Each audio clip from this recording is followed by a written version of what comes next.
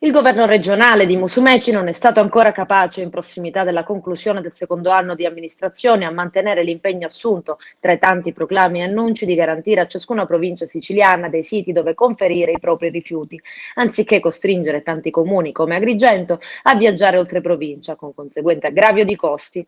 E si tratta di un aggravio di 700.000 euro all'anno, così pesante tanto che il sindaco Lillo Firetto e l'assessore Amel prospettano che nessun beneficio dalla raccolta differenziata, oltre il 70%, deriverà per i cittadini di Agrigento. In proposito, Firetto e Amel hanno scritto una lettera al presidente Musumeci, all'assessore ai rifiuti Piero Bonna, al dirigente regionale del settore ANAC anticorruzione, all'ANCI e alla Procura della Repubblica.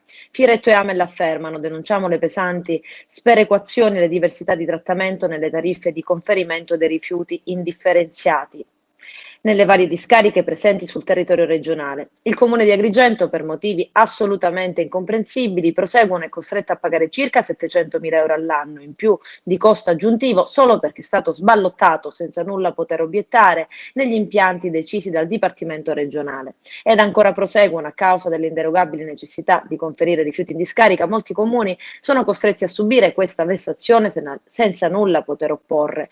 Vogliamo comprendere le ragioni alla base delle notevoli differenze tariffarie tra i vari impianti, dove i costi di lavorazione dei rifiuti sono sostanzialmente omogenei.